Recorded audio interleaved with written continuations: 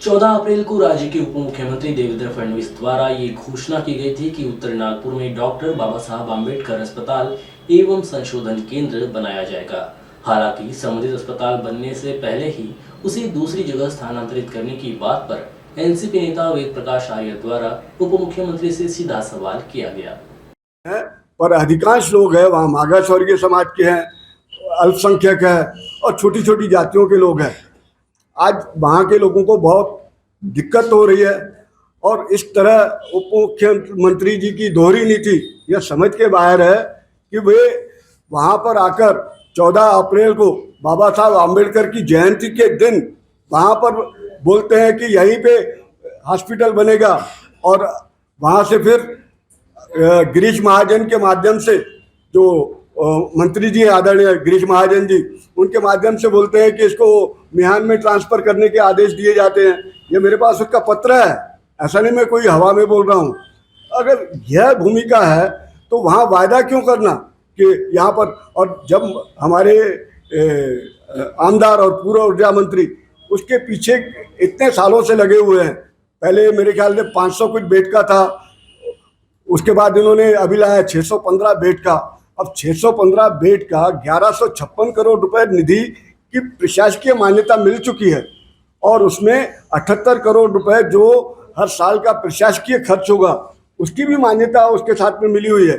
उसके बावजूद भी अभी तक उसका टेंडर नहीं हुआ है और जबकि माननीय उच्च न्यायालय में उसकी हमने याचिका भी हमारे आदरणीय मंत्री जी नितिन राउत जी ने डाली थी।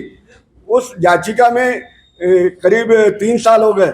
उन्होंने एक कहा था कि एक छोटा सा पट्टी स्कूल की आती है और स्कूल का नाम ग्रांट एजुकेशन सोसाइटी, उसकी मान्यता भी रद्द हो चुकी है और वो जो ज़मीन है वह शासकीय ज़मीन है, नजूल की ज़मीन है और वहाँ से एक छोटा सा रास्ता है, वो रास्ता देने की जगह भी दे सकते हैं, कोई तकलीफ नहीं है। परंतु जब से ये हमारे उप मुख्यमंत्री जी आए हैं तो उन्होंने वहाँ पर अड़ंगा डाल के रखा है, गोश्त लो, और वो अधिकारी डर के मारे एफिडेविट माननीय उच्च न्यायालय में दाखिल करने को तैयार नहीं है। आज जब हमने इनसे आरडीसी से पूछा कि भाई आप अभी तक इन्होंने 3 साल हो गए, आपने इसका एफिडेविट क्यों नहीं फाइल किया, वो बोले आज वो डिप्टी कलेक्टर है, छुट्टी पे है, मैं इसका कोई जवाब नहीं दे सकता हूँ। तो इस तरह अगर यह होता है तो मुझे लगता है अगर यह हॉस्पिटल बनती है तो इसके हॉस्पिटल का बेनिफिट कैसा रहेगा। देखिए कामठी रोड, उधर से सावनेर रोड, इधर से काटोल रोड और उधर से भंडारा रोड।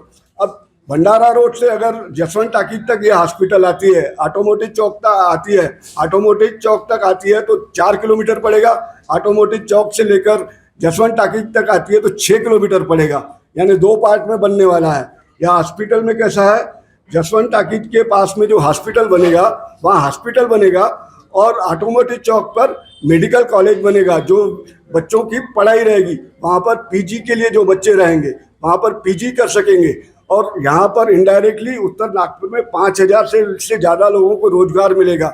और अगर काटोल रोड से आते हैं, समझ लीजिए वो नाके से रिंग रोड से, तो 6 किलोमीटर पड़ेगा।